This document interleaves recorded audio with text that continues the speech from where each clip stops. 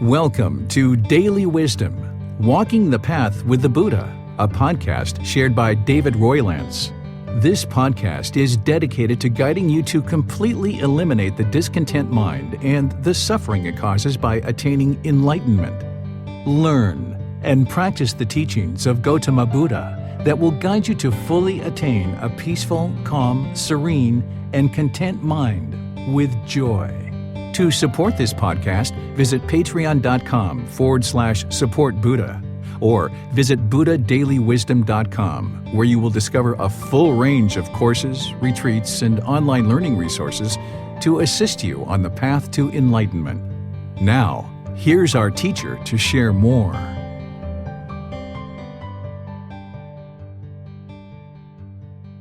Sawadee Kap. Hello and welcome to Daily Wisdom, Walking the Path with the Buddha. Today is our Pali Canon and English study group, and we're studying the words of the Buddha in Volume 13, chapters 51 through 60. This is Volume 13 of our book series titled Generosity. What we do in this program is I invite students in Zoom to be able to read a chapter. Then after they read a chapter of the words of the Buddha, I will share some teachings on that. And then I'm going to open up to any and all questions that students have, whether they're in Facebook, YouTube, or Zoom. You can ask questions by putting those in the comment section. Or if you're in Zoom, you can electronically raise your hand and ask any and all questions that you like.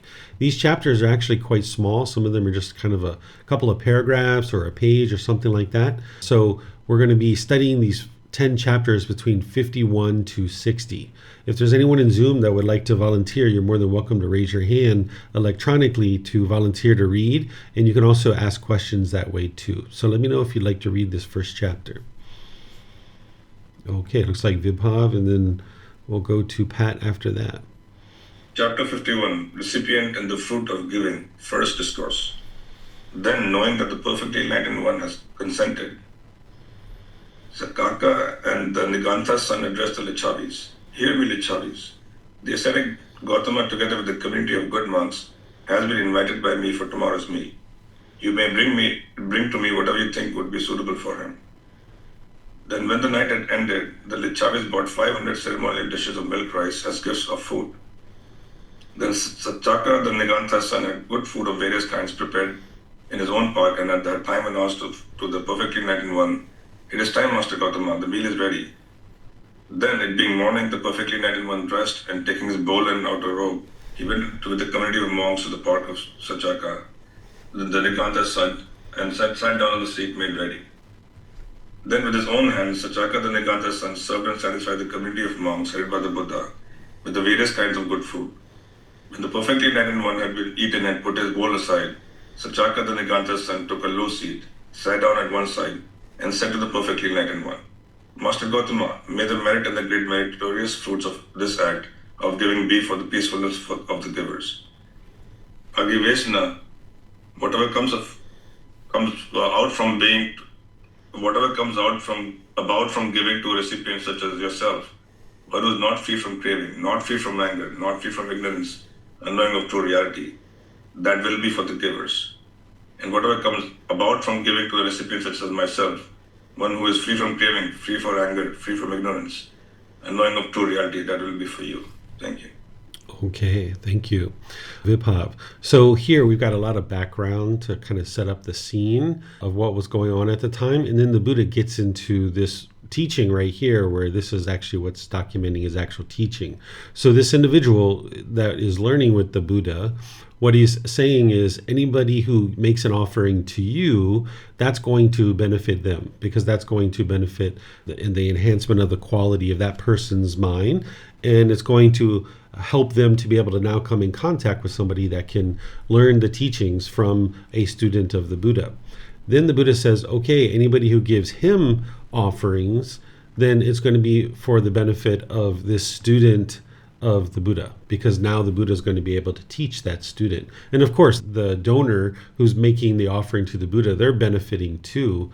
But the Buddha is saying, okay, there's this wider benefit that because the Buddha is enlightened, that it's not just the donor that's receiving the benefit here, but it's a wider community of people, because now the Buddha can actually teach multiple people by sustaining his life through making an offering. Not only has that donor benefited himself or herself in terms of the quality of their mind and being able to come in contact with the Buddha, but they're benefiting countless people because the Buddha can now sustain his life and now share the teachings with countless people.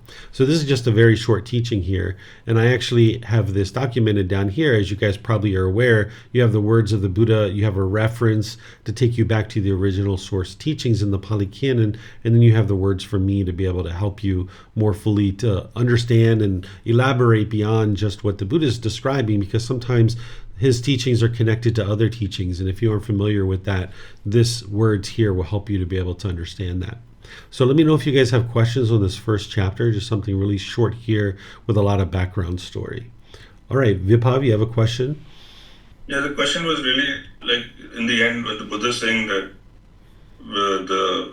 seems to be saying that the folks who have actually given the food and offered him to Agivesna, their offering will be whatever comes about, whatever the wholesomeness comes out of giving to him is going to benefit them, but whatever given to the Buddha will only benefit Agivesna. That part I did not understand, because the people who actually are also offering food also is being offered to the Buddha. So shouldn't they be getting also the benefit of offering the food to the Buddha?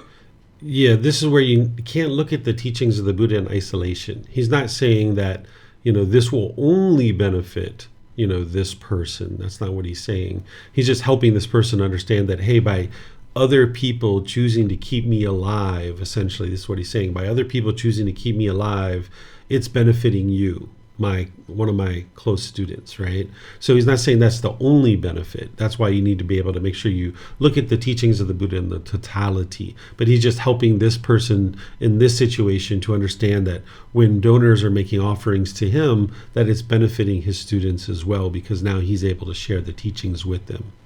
Sometimes what our mind looks for when we read the discourses of the Buddha, we're looking for him to say every single thing about every single thing in that particular discourse.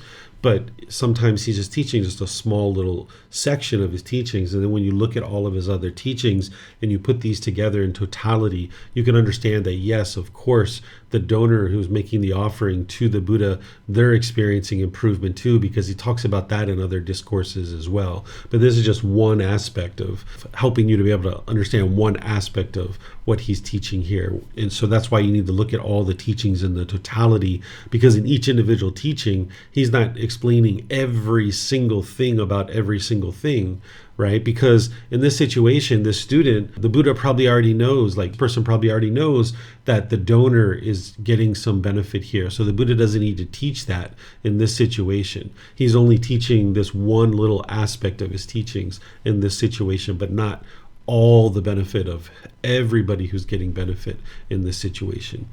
Okay. Mm-hmm. Thank you. Yep, you're welcome. Okay, let me see if we have any questions on Facebook or YouTube. Okay, I don't see any questions anywhere. So let's go to the next chapter, which is chapter 52. And I think that Pat was going to read this one. So go ahead, sir. Recipient and the fruit of giving, second discourse. Monks, when it is new, cloth made of bark fabric is ugly, uncomfortable, and of little value. When it has been worn, cloth made of bark fabric is ugly, uncomfortable, and of little value. When it is old, cloth made of bark fabric is still ugly, uncomfortable, and of little value. They use old cloth made of bark fabric for cleaning pots, or they discard it on a trash heap. 1.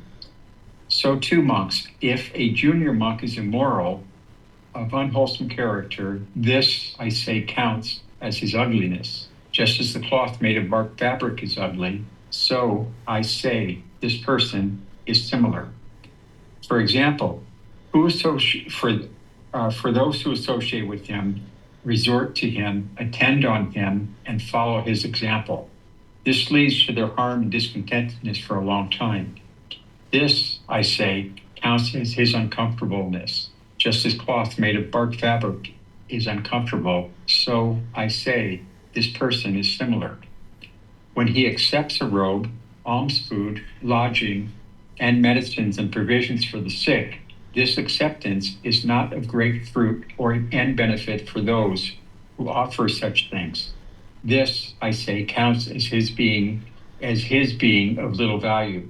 Just as cloth made of bark fabric is of little value, so I say this person is similar. 2. If a monk of middle standing is immoral, of unwholesome character, this, I say, counts as his ugliness. Just as cloth made of bark fabric is ugly, so I say this person is similar. For those who associate with him, resort to him, attend on him, and follow his example, this leads to their harm and discontentedness for a long time. This, I say, counts as his uncomfortableness. Just as cloth made of bark fabric is uncomfortable, so I say this person is similar. When he accepts a robe, alms food, lodging, and medicines and provisions for the sick, this acceptance is not of great fruit and benefit for those who offer such things. This, I say, counts as his being of little value. Just as cloth made of bark fabric is of little value, so I say this person is similar. 3. If an elder monk is immoral, of unwholesome character, this, I say, counts as his ugliness. Just as cloth made of bark fabric is ugly, so I say this person is similar. For those who associate with him, resort to him, attend on him, and follow his example, this leads to their harm and discontentedness for a long time. This, I say, counts as his uncomfortableness. Just as cloth made of bark fabric is uncomfortable, so I say this person is similar. When he accepts a robe, alms food, lodging, and medicines and provisions for the sick, this acceptance is not of great fruit and benefit for those who offer such things. This, I say, counts as his being of little value. Just as cloth made of bark fabric is of little value, so I say this person is similar. If such an elder monk speaks in the midst of the community, the monks say to him, "What gives you, an unwise person, the right to speak? Do you think you are entitled to speak?" He then becomes angry and displeased and utters speech on account of which the community expels him, as if discarding the clothing made of bark fabric on a trash heap. Thank you. All right. Thank you, Pat. So, when we think about ordained practitioners, and we think about ordained practitioners specifically during the lifetime of the Buddha, we might think that everybody's practicing the teachings really closely, right? This isn't true. When a Buddha is teaching, when they're in existence and their students are learning with them, some students are going to be learning and growing and developing and doing that really closely and making all kinds of progress on the path. But then there's going to be some students who aren't. And even though they're learning directly with the Buddha, they're making the choice themselves not to make forward progress, and they're making unwise decisions about their moral conduct. So here the Buddha's talking about individuals who are kind of new to the path to enlightenment, and individuals who are kind of been ordained for a period of time, and then people who've been around for kind of a longer period of time, junior, middle, and senior. This is just kind of the length of time that people have been ordained. And these individuals are immoral and of unwholesome character. And the Buddha is describing this as being ugly, just like the bark fabric is ugly. And then he's saying anybody who associates with this person, resorts to this person, or attends to them, following their example of this unwholesomeness, it's going to lead to their own harm and discontentedness for a long time, because they're following what this person's doing that is unwholesome and unwise, right? You're not interested in just following people. Nobody has ever gotten to enlightenment by being a follower. An enlightened being isn't a follower. They're going to have teachers that are guiding them to understand the truth, but each individual practitioner needs to be their own independent thinker and make decisions rising above the murkiness of the world, because the world is into all kinds of unwholesome things. And if you were to just follow what the world's doing, you're going to be continuing to do those unwholesome things. But even in a community of practitioners, if there's people who are into unwholesome things, if you follow those individuals, even as being part of a community, then it's going to lead to your harm, because you're making unwise decisions too. So as you put out harm's coming back in your discontentedness as well. And the Buddha is calling this as the fabric being uncomfortable, right? Because you're going to be uncomfortable in these situations. And then he says, okay, if this person accepts a robe, alms, food, lodging, or medicines, provisions for the sick, this is what is actually accepted as part of an offering. He's saying this is not producing great fruit and benefit for the person who donates, right? So the donor who's donating, it doesn't actually produce much value. He's saying this is a very little value. The reason why is because you're supporting someone who's into unwholesome things, and you're not coming in contact yourself with somebody who actually deeply understands the teachings and would then be able to help you understand how to progress on the path to enlightenment. So whenever the Buddha talks about making offerings to ordained practitioners or teachers or anybody like this, he talks about making offerings to virtuous practitioners. And this is based in discernment. Everything the Buddha taught, whether it's your deciding about what to do with your finances or what to do in terms of cultivating wholesome relationships or how you interact with your life partner and things like this, he talks about all these things based in discernment, wise decision making. Because in order to get to enlightenment, you're going to need to bring your practice up to the point where you're making wise decisions 100% of the time. And then you're going to need to live your life that way for an extended period of time, multiple years, in order to extinguish all your unwholesome karma. So you can't ever get to the point where you're making 100% wise decisions if you're not practicing discernment. So everything is based in discernment, including your practice of generosity and how you practice generosity. You would like to practice discernment or wise decision making, not only about the amount of time, effort, energy, and resources that you share with others, but also who you choose to actually make offerings to. We've got a discourse today that you'll be able to see where the Buddha talks about the different types of beings that you could actually make offerings to in the improved quality that you'll be able to experience as a result of coming in contact with people who are wiser and wiser. But here, he's talking about how this is of such little value. And this is really helpful for you to keep in mind as you're making decisions about who to make offerings to in terms of your time, effort, energy, and resources, that you make sure you know the individual and that you're making offerings where it's going to be beneficial for that individual, to get to enlightenment, for the community to be able to then be able to have this individual share teachings, and for you to be able to learn teachings. But of course, your ultimate goal is to enhance the quality of your mind. That's what you're doing when you're practicing generosity. You're never interested in having expectations, but you do need to practice discernment in each individual situation. So let me know what questions you guys have here on this particular chapter. You can put that into Facebook, YouTube, or in Zoom. Okay, I don't see any questions. So now we'll go to chapter 53. Is there someone who would like to read this one? Okay, Vibhav, go ahead, sir. Factors leading to a great mass of merit. Monks, the female household practitioner Velukantaki Nandamata is preparing an offering possessed of 6 factors for the community of monks headed by Sariputta and Moggallana.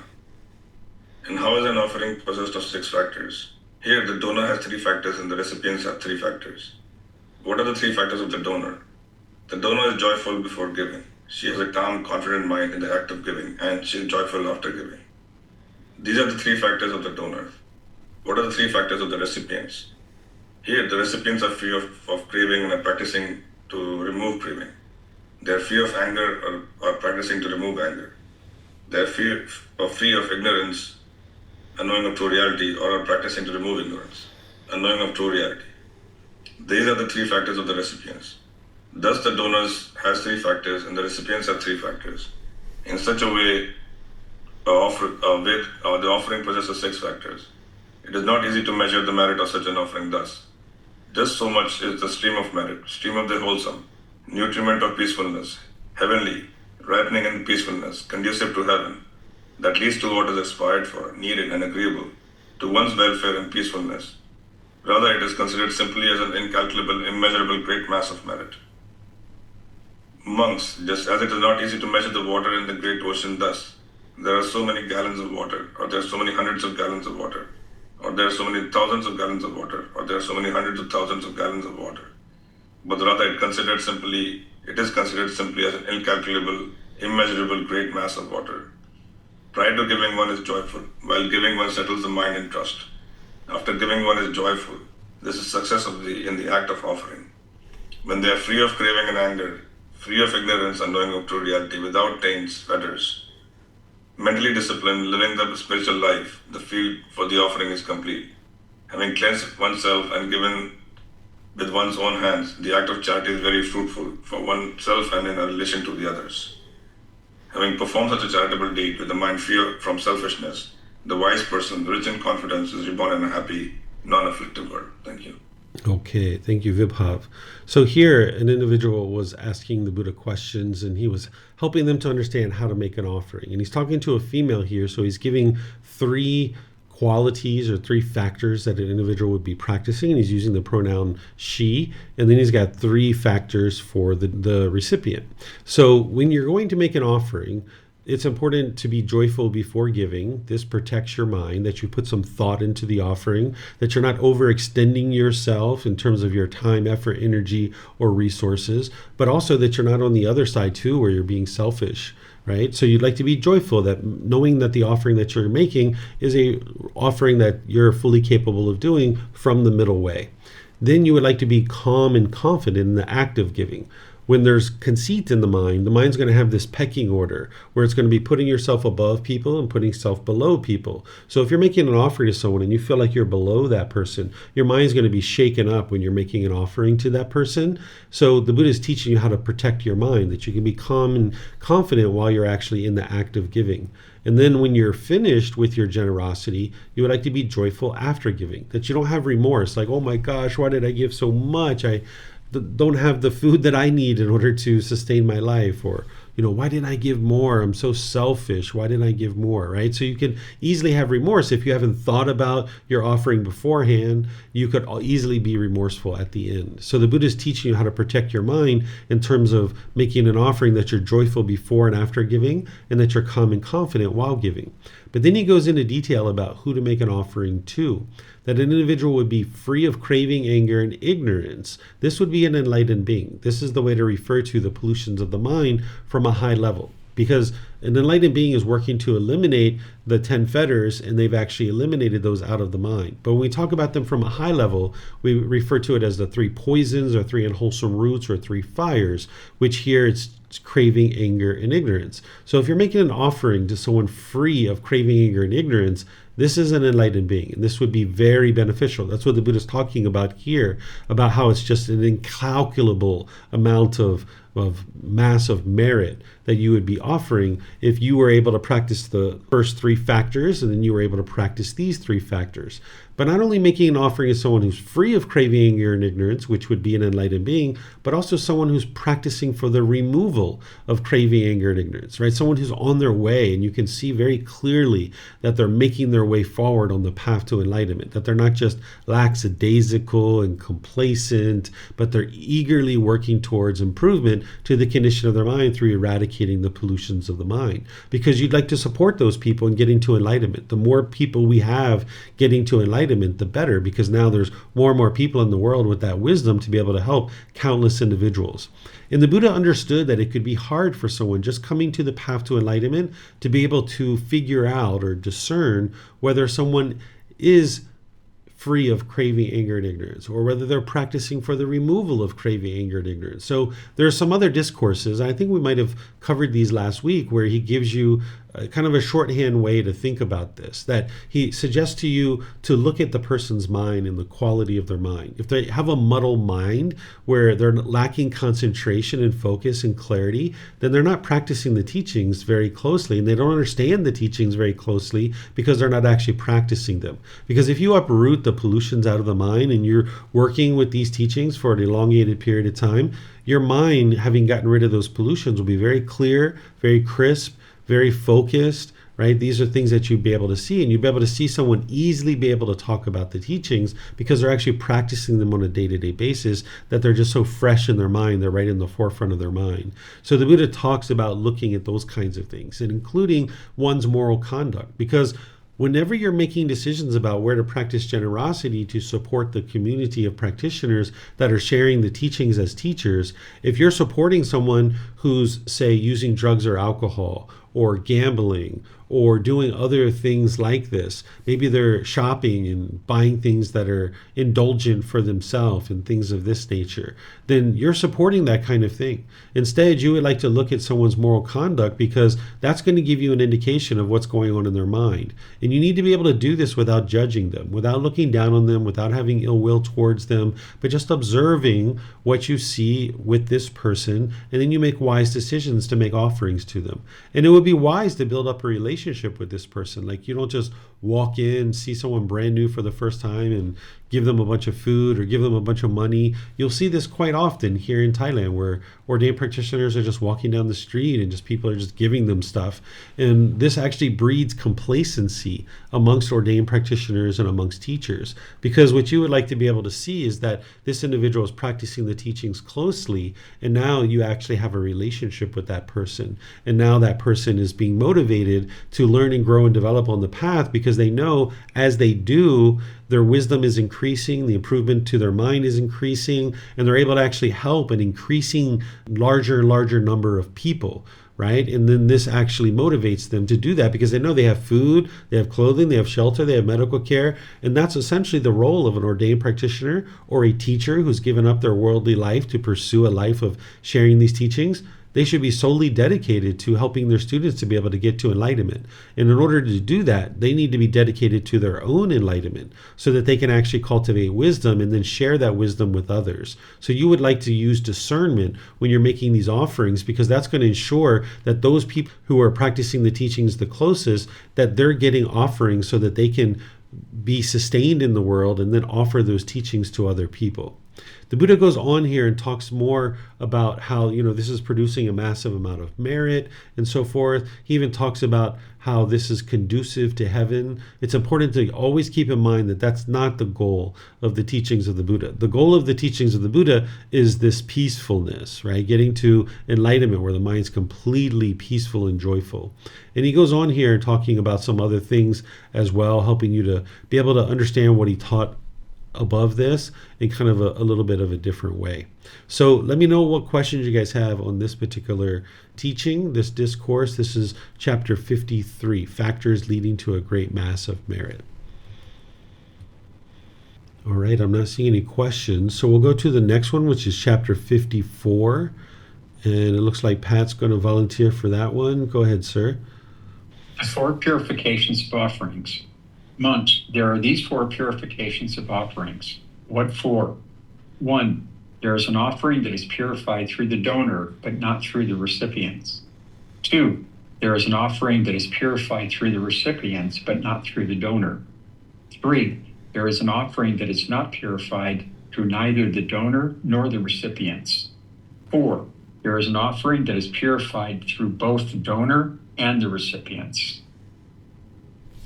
1. And how, monks, is an offering purified through the donor but not through the recipients?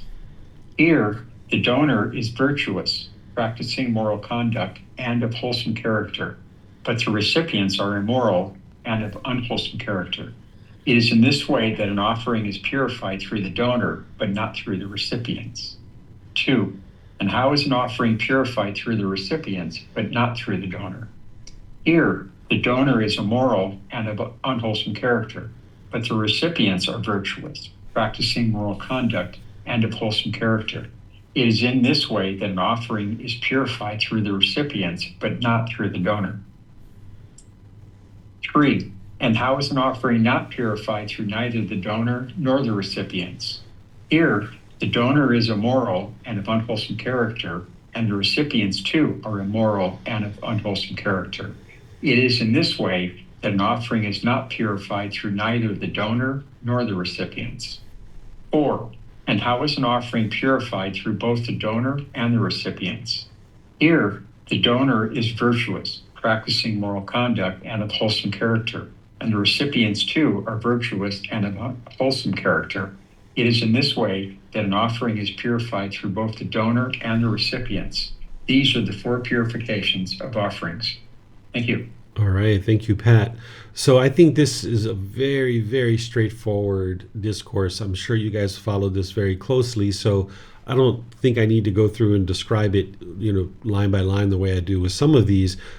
other than to say here, this is what actually an individual would be shooting for, right? Is that the donor is virtuous, practicing wholesome moral conduct, and the person that you're making your offering to is of the same type, right? That's what you would ultimately like to be going for, is that you yourself has cultivated enough wisdom and practice so that you can be practicing good wholesome moral conduct, and you have enough wisdom to be able to discern the person that you're making the offering to is of the same type, right? Because you spent time around this person, they've helped you to cultivate wisdom, and you know that this person is doing wholesome things and that they're of wholesome character. So this way, the offering is purified by both sides. This is actually the best type of offering. I think there's actually a discourse, I can't remember if it's today or not, but there's a discourse where the Buddha talks about the same exact thing, and he at the end says this is the very best type of offering, where it's actually purified on both sides. So let me know if you guys have questions on this one, because I think it's very self-explanatory,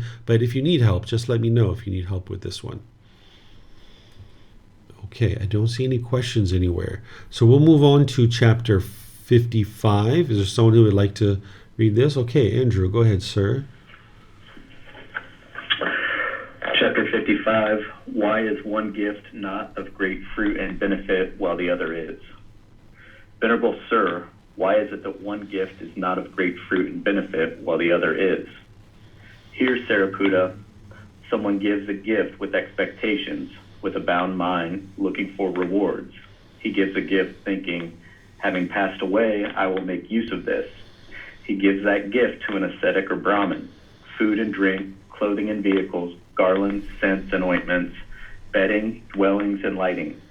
Having given such a gift, with the breakup of the body, after death, he is reborn in companionship with the heavenly beings ruled by the four great kings. Having exhausting that kama, psychic potency, glory, and authority, he comes back and returns to this state of being.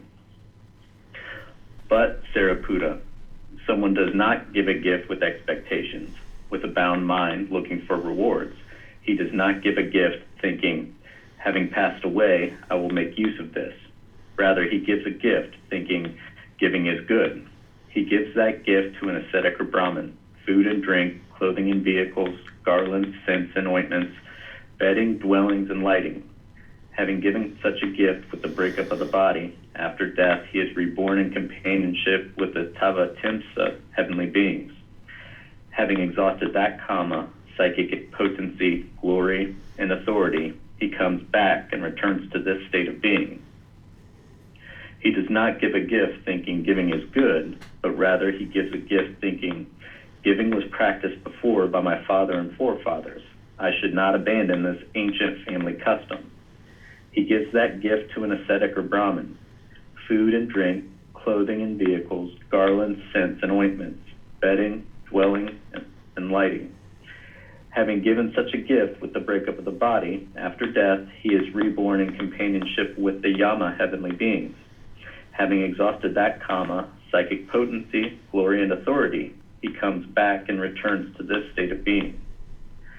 He does not give a gift thinking giving was practiced before by my father and forefathers. I should not abandon this ancient family custom, but rather he gives a gift thinking, I cook, these people do not cook. It isn't right that I who cook should not give to those who do not cook. He gives that gift to an ascetic or a Brahmin, food and drink, clothing and vehicles, garlands, scents and ointments, bedding, dwellings, and lighting. Having given such a gift with the breakup of the body, after death he is reborn in companionship with the Tusita heavenly beings. Having exhausted that kama, psychic potency, glory, and authority, he comes back and returns to this state of being. He does not give a gift thinking, I cook, these people do not cook. It isn't right that I who cook should not give to those who do not cook.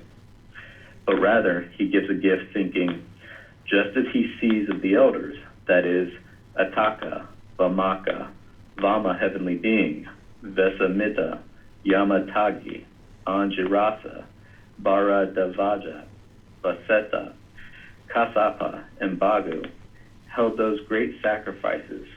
So I will share a gift. He gives that gift to an ascetic or a Brahmin, food and drink, clothing and vehicles, garlands, scents, and ointments, bedding, dwellings, and lighting. Having given such a gift with the breakup of the body, after death he is reborn in companionship with the heavenly beings who delight in creation. Having exhausted that kama, psychic potency, glory, and authority, he comes back and returns to this state of being. He does not give a gift thinking, just as he sees of the elders, that is, Ataka, Samaka, Vama heavenly being, Vesamita, Yamataki, Anjirasa, Bharadavaja, Laseta, Kasapa, and Bagu held those great sacrifices, so I will share a gift. But rather he gives thinking, when I am giving a gift, my mind becomes tranquil, and energy and joy arise. He gives that gift to an ascetic or Brahmin, food and drink, clothing and vehicles, garlands, scents and ointments, bedding, dwellings, and lighting. Having given such a gift with the breakup of the body, after death he is reborn in companionship with the heavenly beings who control what is created by others. Having exhausted that kama, psychic potency, glory, and authority, he comes back and returns to this state of being. He does not give a gift thinking, when I am giving a gift, my mind becomes tranquil and the energy and joy arise, but rather he gives a gift thinking, it's an enhancement of the mind, an accessory of the mind. He gives that gift to an ascetic or Brahmin, food and drink, clothing and vehicles, garlands, scents and ointments, bedding, dwellings, and lighting. Having given such a gift with the breakup of the body, after death, he is reborn in companionship with the heavenly beings of Brahma's company. Having exhausted that kama, psychic potency, glory, and authority, he does not come back and return to this state of being. This, Sariputta, is the reason why a gift given by someone here is not of great fruit and benefit.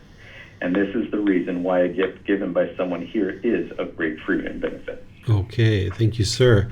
Great job with the pronunciation of those names and different labels.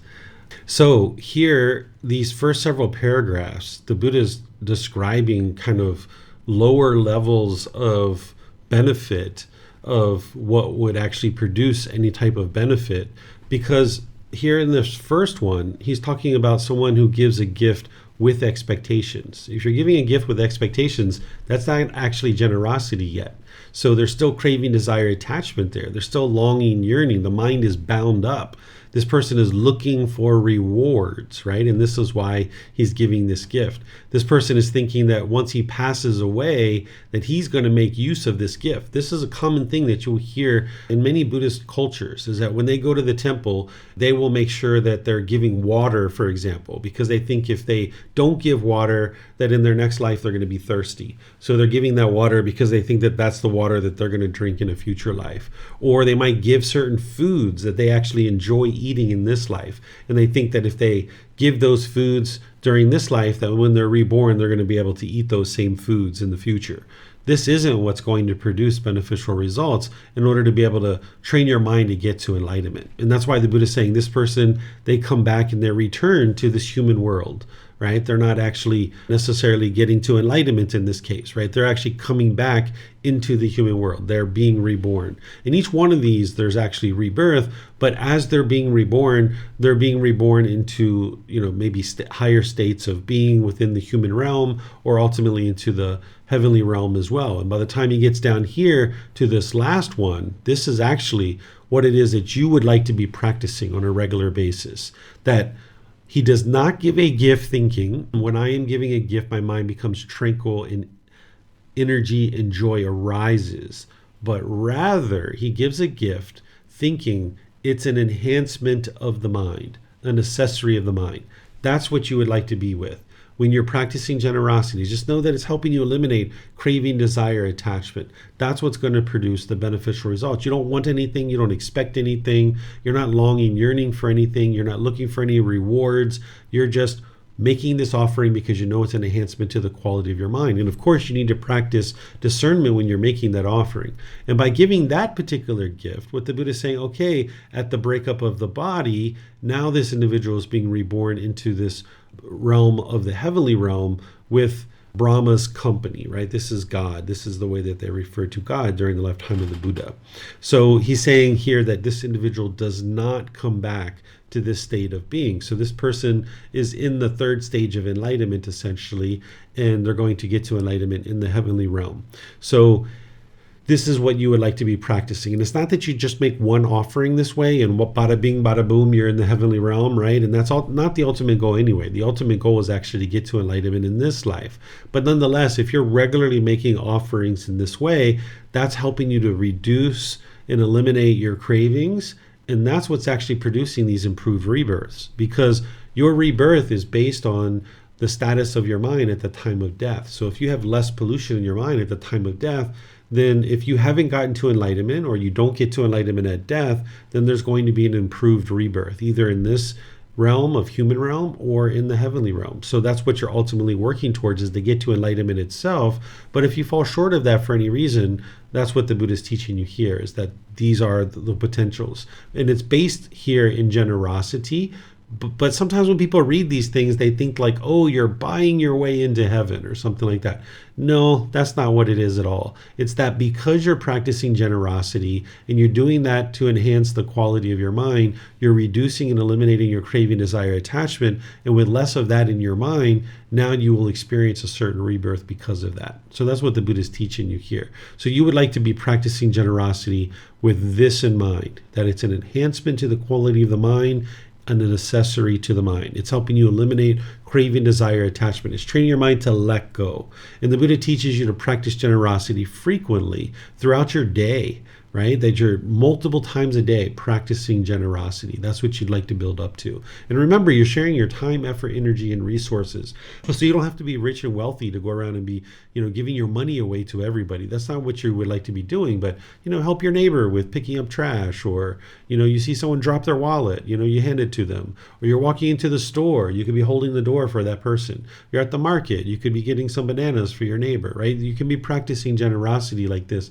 And it doesn't take an exorbitant amount of time, and it also doesn't take an exorbitant amount of money either. You can actually integrate this into your day-to-day life on an ongoing basis, and this is really beneficial for your mind. Sometimes what people also think when they're reading about generosity, particularly making offerings to monks and ascetics and people like this, is they might think like, oh, the Buddha is just trying to enrich himself, right? Well, if you understand the story of the Buddha, that he was a prince destined to become a king, he was already rich, right? If he was interested in having money and wealth, he would have just stayed in that lifestyle. But he stepped away from that, entered into a life of homelessness, and he was practicing generosity to be able to share these teachings. And he practiced an enormous amount of generosity prior to that in order to be able to actually get to enlightenment himself. So he knew that generosity was a pivotal aspect of his practice, which helped him to get to enlightenment. So he knew that he was going to need to teach that as well. And when he accepted generosity, he would only accept food, clothing, shelter, and medical care. He didn't accept the currency at the time, which was gold and silver. That he only accepted food, clothing, shelter, and medical care. Sometimes people would even make him offerings of land, which he wouldn't accept. They would make him offerings of slaves, even women, because some people looked at women as property and they would try to offer that to him as an offering. And he didn't accept these kinds of things, right? Because human beings are not property. He wouldn't have accepted that kind of thing. He just accepted the things that it took for him to sustain his life. And he lived alongside of his students, so he was easily able to do that, where today we don't necessarily live alongside of our students, and there's not somebody there to help us, pay for gasoline perhaps if we need that, or electricity or water or food or things like that. So there are some students who choose to practice generosity in the form of financial contributions to a teacher or to an ordained practitioner or to a temple or something like this. And this is to help kind of allow things to be purchased that need to be purchased in today's society. So it's important to not see this as you're buying your way into heaven, because you're reducing your craving and eliminating your craving. That's what's actually helping you have this improved rebirth. And it's important not to think that the Buddha was trying to enrich himself, because he was already rich. He was just interested in sustaining his life. He would accept food, clothing, shelter, and medical care. These are the types of things that he would accept. So let me know what questions you guys have here on this chapter. You can put that into Facebook, YouTube, or Zoom. Or in Zoom, you can raise your hand electronically. All right, I don't see any questions. So we'll go to our next chapter. Is there someone who would like to read this one? Chapter 56. Okay, looks like Vibhav And Pat, after that, go ahead, sir. Recipient and the fruit of such gift. Here, Ananda, by giving a gift to an animal, the offering may be predicted to repay 100-fold. By giving a gift to an unwholesome ordinary person, the offering may be predicted to repay 1,000-fold. By giving a gift to a virtuous, practicing moral conduct ordinary person, the offering may be predicted to repay 100,000-fold. By giving a gift to one outside the community who is free from craving for sensual pleasures, the offering may be predicted to repay 100,000 times 100,000-fold. By giving a gift to one who has entered upon the way to realization of the fruit of stream entry, the offering may be predicted to repay incalculably, immeasurably. What then should be said about giving gift to a stream entry? What should be said about giving gift to one who has entered upon the way to realization of the fruit of one's returner? To a fruit of one's returner, to a one's returner, to one who has entered upon the way to the realization of the fruit of non-returner, to a non-returner, to one who has entered upon the way to the realization of the fruit of arahantship, to an arahant, to a Pachek Buddha. What should be said about giving a gift to a Tathagata, accomplished and fully perfectly enlightened? There are 7 kinds of offerings made to the community Ananda. One gives a gift to a community of both male and female ordained practitioners, headed by the Buddha. This is the first kind of offering made to the community. One gives a gift to the community of both male and female ordained practitioners after the Tathagata has attained final nirvana, final enlightenment. This is the second kind of offering made to the community. One gives a gift to the community of male ordained practitioners. This is the third kind of offering made to the community. One gives a gift to the community of female ordained practitioners. This is the fourth kind of offering made to the community. One gives a gift saying, appoint so many male and female ordained practitioners for me from the community. This is the fifth kind of offering made to the community. One gives a gift saying, appoint so many male ordained practitioners for me from the community. This is the sixth kind of offering made to the community. One gives a gift saying, appoint so many female ordained practitioners for me from the community. This is the seventh kind of offering made to the community.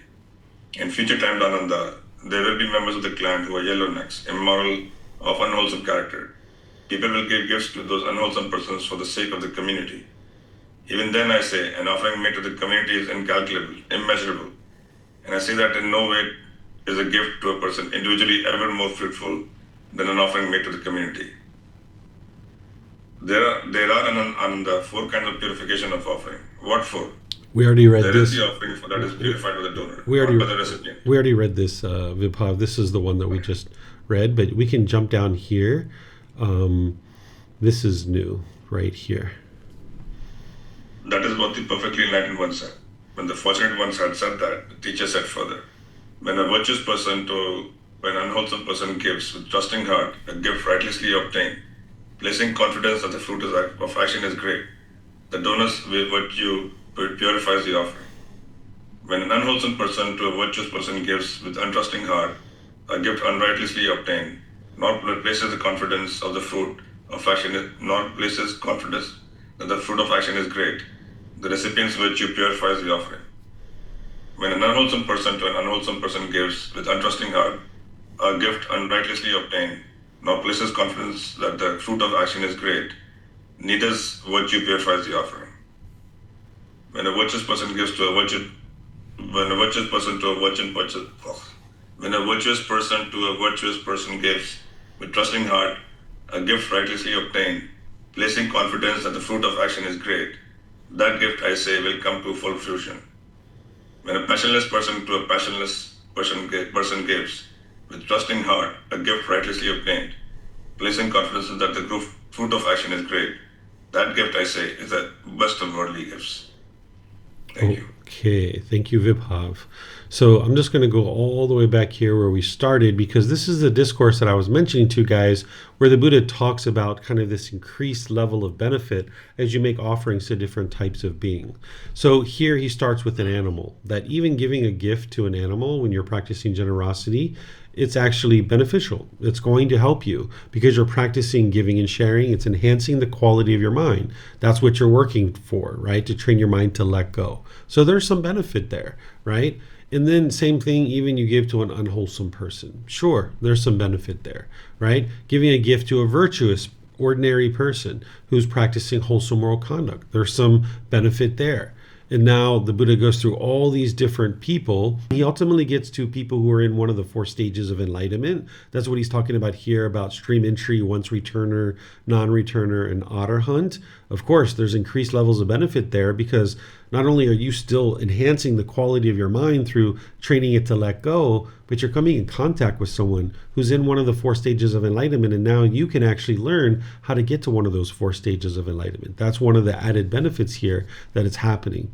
This individual here, this, however we'd like to pronounce it, Pali Buddha, this individual is someone who's gotten to enlightenment by themselves without the help of any teachers or any guides, but they choose not to share their teachings, right? So I've never met someone like that, but they must exist or else the Buddha wouldn't have taught about them.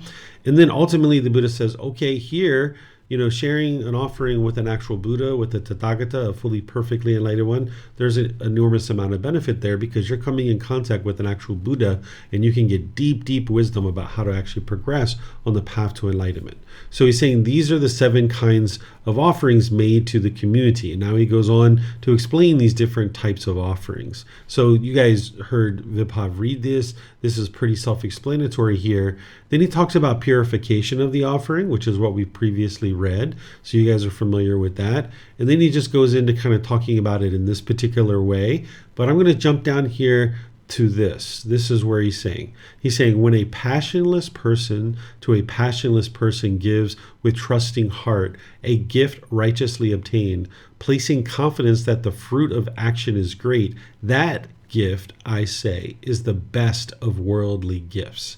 What he's talking about here is one enlightened being making an offering to another enlightened being. That's what he's talking about here. Because oftentimes people think of the word passion, they think about it in a beneficial way, like, oh, he has such passion, right? That's just craving, desire, attachment. That's the mind longing, yearning because this person is so passionate. They might be so emotional, right? This is because of craving, desire, attachment. This is not a ideal quality. This is not a virtuous quality to have passion. You would actually like to get to the point where you don't have that passion, but you have dedication, you have determination, you have diligence to go forward with a particular task.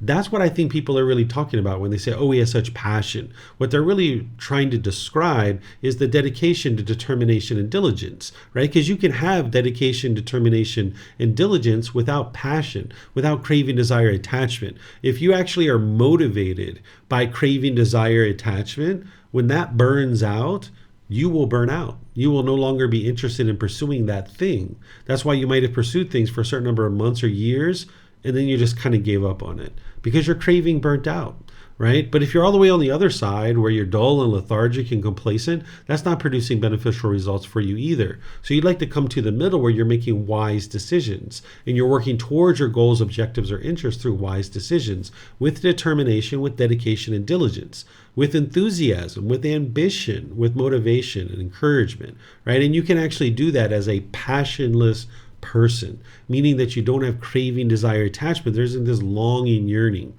So when a passionless person, an enlightened being, to another enlightened being gives with trusting heart, of course they're going to be giving with a trusting heart, a gift righteously obtained, meaning they haven't caused harm to anybody to obtain this gift, which of course an enlightened being isn't going to cause any harm to anybody for any reason, particularly not generosity, placing confidence that the fruit of action is great. What he's talking about here is that you understand the natural law of dhamma. The fruit of action is that you understand the cause and effect or action and result of the natural law of dhamma. So someone who's gotten to enlightenment, they understand the natural law of dhamma very well. So they are placing confidence that the fruit of action is great. They understand that action is what makes the world go round. That gift, I say, is the best of worldly gifts, right? Because now you've got two enlightened beings that are together, and this is going to help the teachings just propagate in the world more and more, so more and more people can experience that enlightened mental state. So that's what the Buddha is talking about here. This is something that we haven't talked about in this book yet, and we haven't talked about it in this series of discourses that we're studying today, right? Even here, where the Buddha is talking about a virtuous person giving to another virtuous person, right? This is full of fruition. This is full of benefit, right? That's ultimately what he's talking about up here, where he's talking about how an offer is purified by both the donor and the recipient. That's what he's talking about, two virtuous people, right? That someone who's the donor is virtuous, making an offering to a recipient who's virtuous as well. This is full of fruitation, full of benefit, because they're now coming together and they're able to, this person's able to help the donor to be able to now understand the path to enlightenment and cultivate wisdom. So let me know what questions you guys have here on this discourse. Pretty long one here. I just kind of shortened it for you, Vipav, because we've already read that. So let me know what questions you guys have. All right. Vipav, I see your hands up. Do you have a question, or is that from reading? That was from reading, sir. Oh, okay. No worries. All right. So we'll go on to the next discourse. Is there someone who would like to read chapter 57? Okay. Looks like Pat's going to read that one. There we go. All right, sir. Persons who are worthy of gift. First discourse. Monks, this assembly is free from unbeneficial speech. This assembly is free from idle chatter. It consists purely of heartwood. Such is this community of monks. Such is this assembly. Such an assembly as is worthy of gifts, worthy of hospitality, worthy of offerings, worthy of respectful salutation, an incomparable field of merit for the world. Such is this community of monks. Such is this assembly. Such an assembly that a small gift given to it becomes great, and a great gift greater. Such is this community of monks. Such is this assembly. Such an assembly as is rare for the world to see. Such is this community of monks. Such is this assembly. Such an assembly as would be worth journeying many leagues with a travel bag to see. Such is this community of monks. Such is this assembly. In this community of monks, there are monks who are arahants with taints destroyed, who have lived the holy life, done what had to be done, laid down the burden, reached their own goal, destroyed the fetters of existence, and are completely liberated through final knowledge. Such monks are there in this community of monks.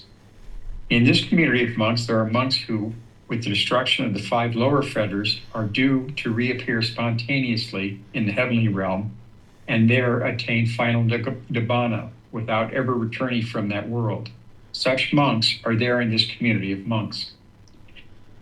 In this community of monks, there are monks who, with the destruction of 3 fetters and with the fading of craving, anger, and ignorance, are once returners, returning once to this world to make an end of discontentedness. Such monks are there in this community of monks. In this community of monks, there are monks who, with the destruction of the 3 fetters, are stream emperors, no longer subject to hell, bound for liberation, headed for enlightenment. Such monks are there in this community of monks. In this community of monks, there are monks who reside devoted to the development of the 4 foundations of mindfulness: body, feelings, mind, mental objects. Such monks are there in this community of monks. In this community of monks, there are monks who reside devoted to the development of the 4 right kinds of striving, right effort, of the 4 bases for spiritual power, also known as mental power: initiative, energy, mind, investigation, of the 5 sense bases: eyes, ears, nose, tongue, body, of the 5 powers: confidence, energy, mindfulness, concentration, wisdom, of the 7 factors of enlightenment: mindfulness, investigation, energy, joy, tranquility, concentration, equanimity. Of the Noble Eightfold Path, such monks are there in this community of monks. In this community of monks, there are monks who reside devoted to the development of loving kindness, of compassion, of sympathetic joy, of equanimity, of the meditation on unattractiveness of the body, of the perception of impermanence. Such monks are there in this community of monks. In this community of monks, there are monks who reside devoted to the development of mindfulness of breathing, mindfulness, meditation. Thank you. All right. Thank you, Pat. So here the Buddha is talking about the types of people and the types of practitioners that are in his community. And you can see that they span all the way from enlightened beings all the way to people who are just working on meditation. And that's all they're working on, is just trying to develop their meditation practice. And he's saying these are the types of people that would be wise to make offerings to, right? That they're free of unbeneficial speech, right? They're free of idle chatter. And the Buddha is saying that this assembly is consisting of heartwood. And if you look at a tree, the heartwood is the center wood. This is the very highest quality of wood, right? So the Buddha is saying that his community is of this type because you have all these different types of individuals who are within his community. And this is the types of individuals that the Buddha is recommending to make offerings to, because that allows the teachings to come into the world and produce more and more benefit. That's why he's saying here, such an assembly that a small gift given to it becomes great, and a great gift becomes greater, right? Because now these individuals who are practicing the teachings very well are going to ensure that those teachings continue in the world. So this is more from the Buddha helping you to figure out who would be wise for you to make offerings to. And he gives you multiple discourses about this, and then you can kind of put together in your own mind what you think, based on the natural law of karma, would be wise to make offerings to a particular community or a particular individual based on what you're observing with the quality of this person's mind and their practice. So let me know what questions you guys have here. Okay, I don't see any questions. So now let's go to the next chapter. This is chapter 58. And it looks like Andrew would like to read that one. Go ahead, sir. Chapter 58, Persons Who Are Worthy of Gifts, Second Discourse. Monks, these 8 persons are worthy of gifts, worthy of hospitality, worthy of offerings, worthy of reverential salutation, and unsurpassed field of merit for the world. What 8? The stream enterer, the one practicing for realization of the fruit of stream entry. The once returner, the one practicing for realization of the fruit of once returning. The non-returner, the one practicing for realization of the fruit of non-returning. The arahant, the one practicing for realization of the fruit of arahantship. These 8 persons, monks, are worthy of gifts, worthy of hospitality, worthy of offerings, worthy of reverential salutation, and unsurpassed field of merit for the world. The 4 practicing the way, and the 4 established in the fruit. This is the upright community, composed in wisdom and virtuous behavior. For people intent on sacrifice, for living beings seeking merit, making merit that ripens in the acquisitions. What is given to the community bears great fruit. Okay, thank you, sir. So here the Buddha is talking about these 8 individuals that would be wise to make offerings to. So the Buddha is giving you all these different ways to look at this from different angles, right? Depending on the audience that he's talking to. This audience would have perhaps understood how to determine whether someone's in one of the 4 stages of enlightenment or not. That's what he's talking about here. In other audiences where people are maybe fairly new to the path to enlightenment, he's just talking about certain qualities of mind and that they're not muddle-minded. So the Buddha has these layered teachings based on who it is that he's actually speaking to. So stream enterer, once returner, non-returner, and arahant, that's the 4 stages of enlightenment. The mind is actually enlightened when it's in this stage of arahantship. And then for someone who's practicing for the realization of those, this is a total of 8 people. Right? And he's saying these are the individuals that would be wise to make offerings to. He's saying the 4 practicing the way, right, that they're on their way to one of these 4 stages, or the 4 established in the fruit. This is the upright community, right? So the 4 established in the fruit are someone who's in one of the 4 stages of enlightenment. This is the straight community or the upright community, because we might think that the only person teaching during the lifetime of the Buddha was the Buddha, right? Because if you knew of a Buddha that was living during your lifetime, you'd probably like to learn from that person, right?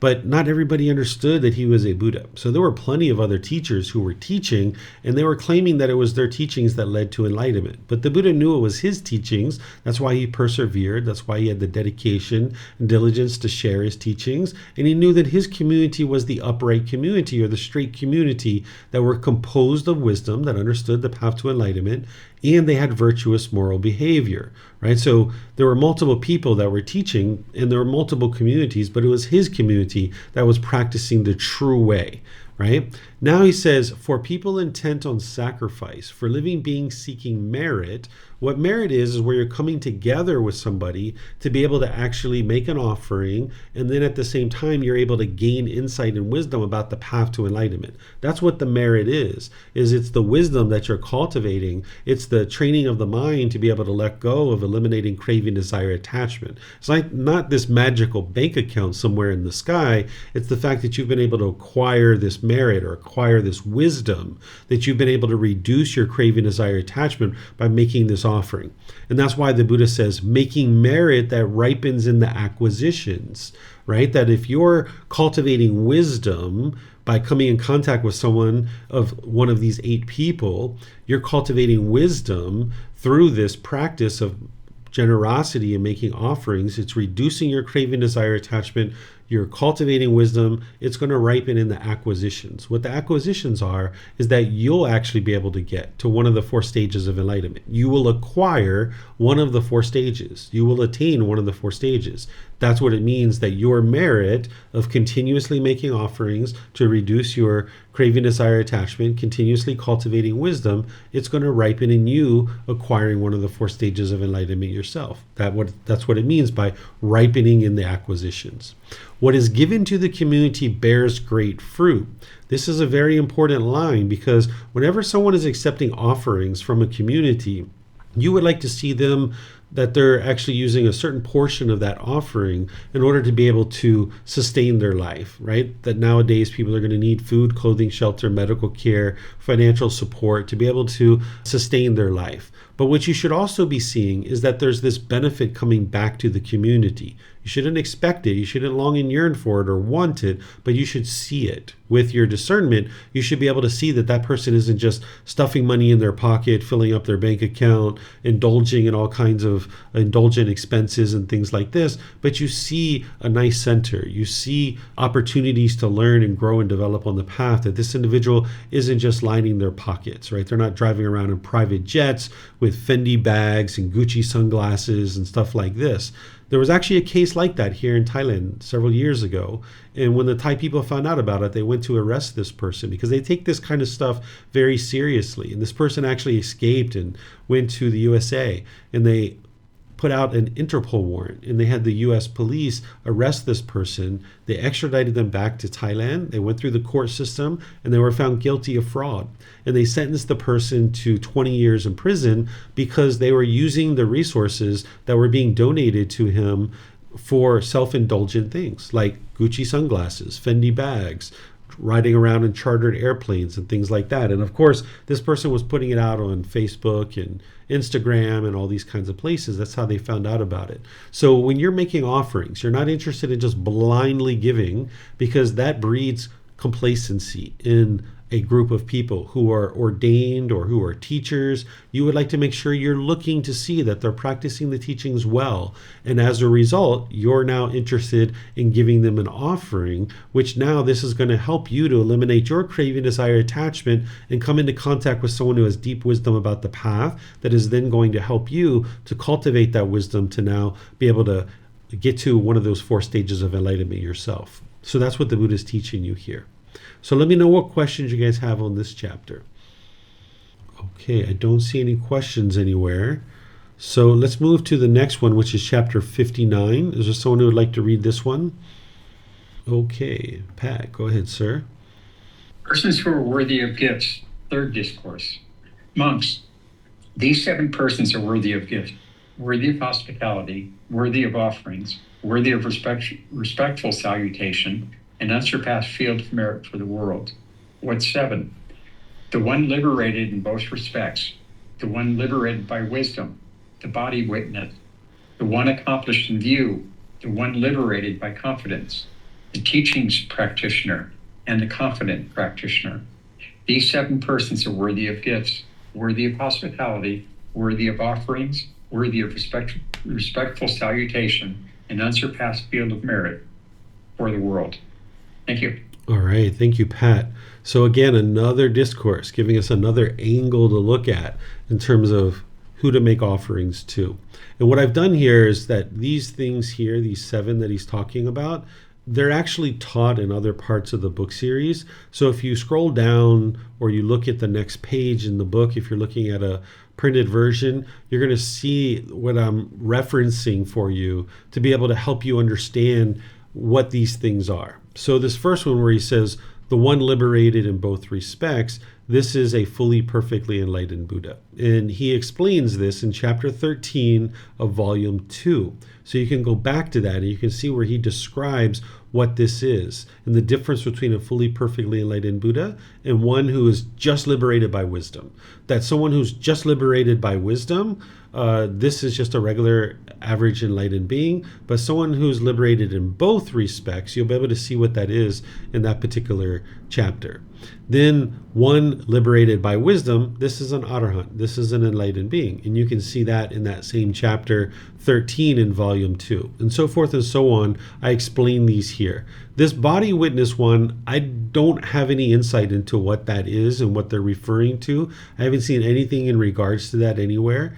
And I don't know it from my own practice either. So I just let you guys know here in the book, like, I'm not sure what this is. And so therefore I didn't provide a description for it.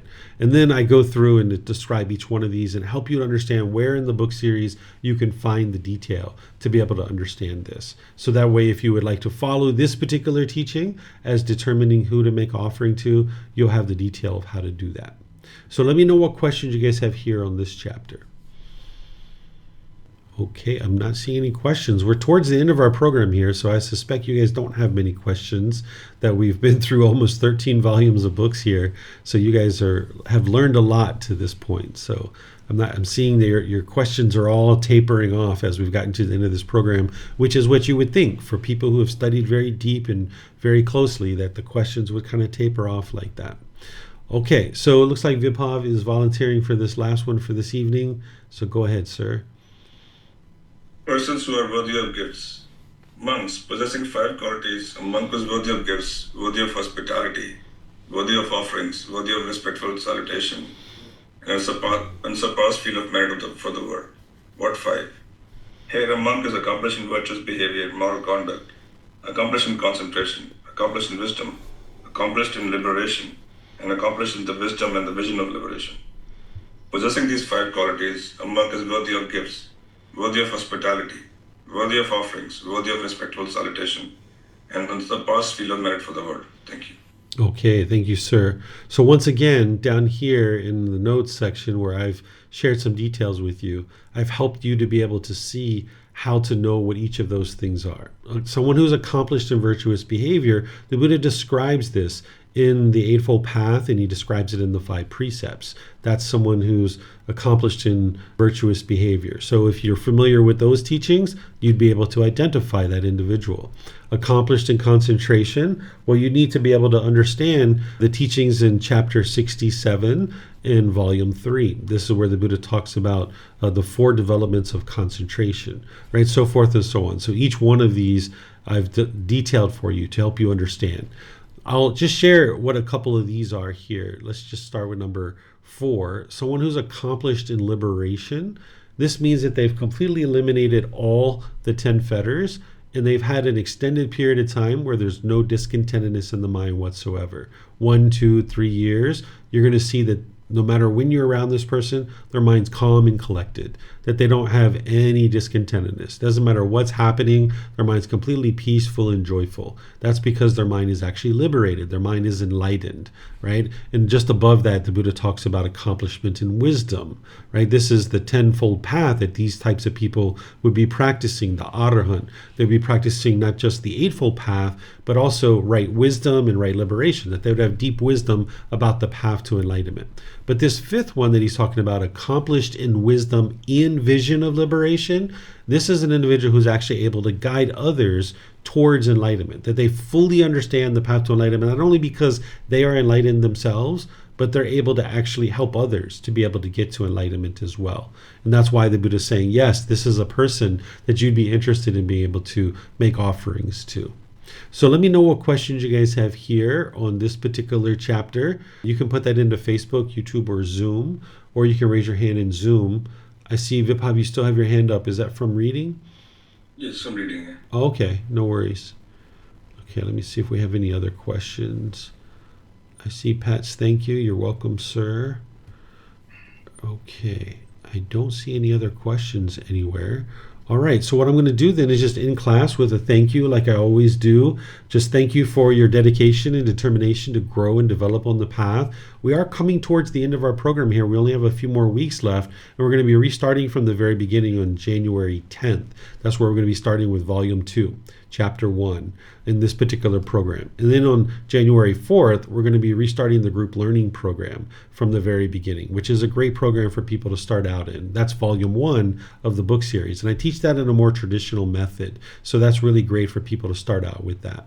So on Sunday, tomorrow, I'm going to be in chapter 24 of this book because we're coming to an end of the group learning program. Chapter 24 is titled Misunderstandings of Gotama Buddha's Teachings. I go through 9 different misunderstandings that are very common in the world, because as long as your mind doesn't understand the true teachings, the true path, you'll be misled and you won't be able to actually experience enlightenment. So all through this book series, I'm helping people to understand what is the path to enlightenment.